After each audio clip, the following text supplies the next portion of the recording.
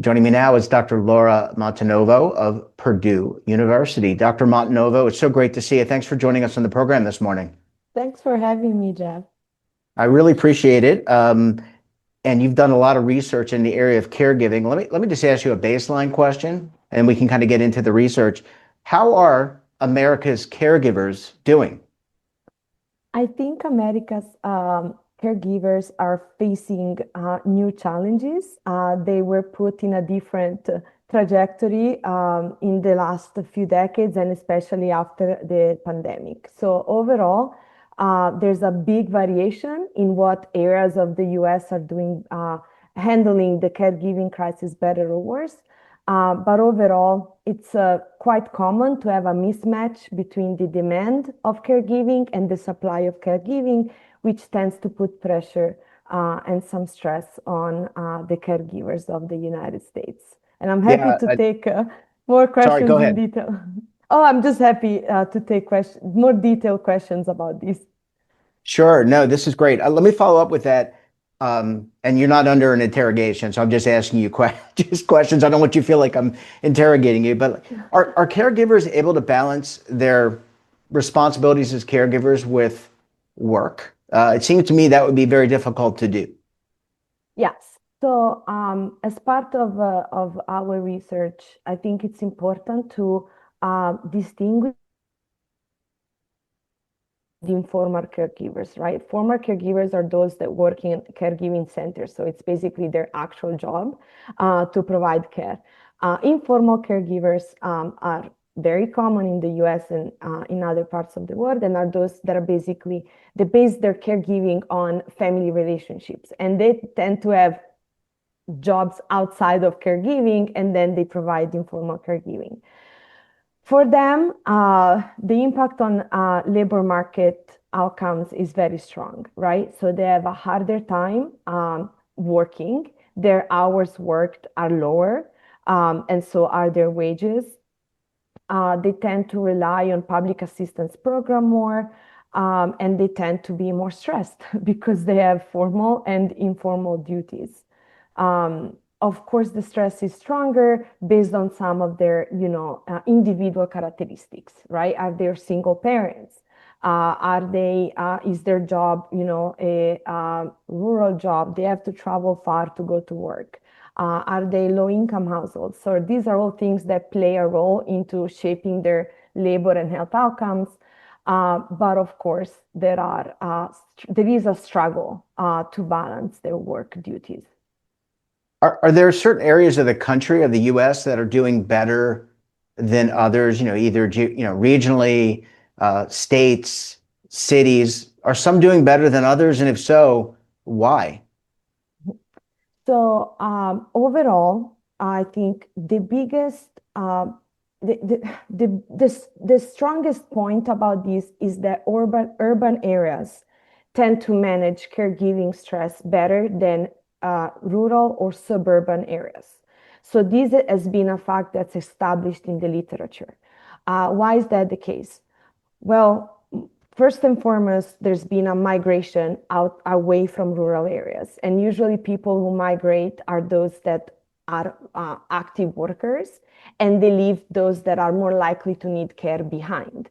And so there's basically a change in the demographic structure that plays a role. Usually there's there's a lower activity into shaping information about what programs are available, how to access them. A lot of a big reason why there's a problem in rural areas is it's just harder to spread information.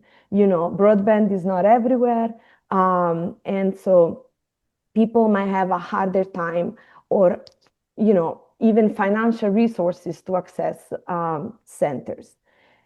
When we look at the map of the United States, we can see that. So we actually did some work where we compared 2013 to 2023, and we see some enhancement in carrying stress, meaning decrease in stress, very much in states on the Atlantic coast of the US. Hmm. And when we look at the western part, we saw improvements in Utah and the coastal areas also of the United States on the west side. We have seen an increase in stress in some areas of Illinois, North Dakota, and the upper Michigan state and the upstate New York. So it seems that the stress seems to tie back to the services available within the particular community.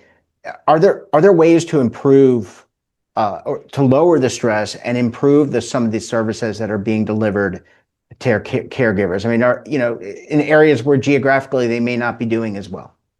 Yeah, so another quite established point in research is that one solution fit all when it comes to caregiving stress is probably not an adequate response.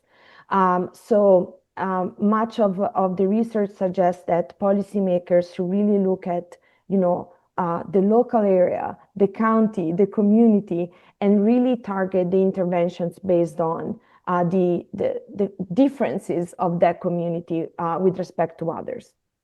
So, when we look at what interventions we can consider, I think spreading information, making access easier. A big reason why people don't participate in programs is they don't quite know how to access them. Maybe they're too complicated or burdensome to understand. When we think about, funding, that's obviously a massive part, right? So funding programs, funding centers, and we're talking both about children and the elderly, because a big reason why the caregiving stress increased is an increasing need for care of the elderly. And so funding is a big part of it. But we're talking about more funding of smaller programs, right? Bigger programs people don't quite understand what they provide sometimes because they're hard to understand for many people, right? And so that's one important fact. The other thing that we can talk about is remote work. So, the pandemic, of course, increased the prevalence of remote work. Now, of course, there's a little bit of a return to in-person. During those years, informal workers were a lot more flexible to provide informal care, which a lot of the times is last minute, right? And sometimes we know we need to provide informal care on a daily basis, but some other times that's not the case. However, remote work can also increase the stress on caregivers because now they have both duties right in front of them, and it's really hard to manage that. So even in that case, it's a little bit of a slippery slope,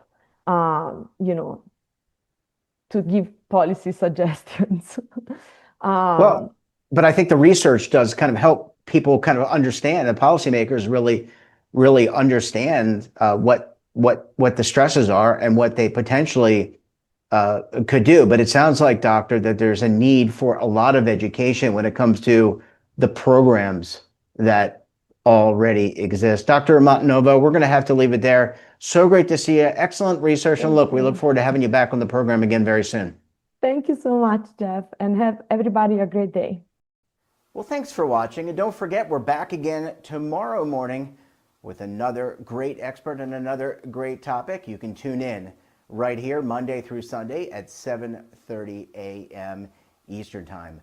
And don't forget to subscribe to our daily newsletter, The Morning Pulse, for all the news in one place, delivered directly to your email box. Check it out at our website.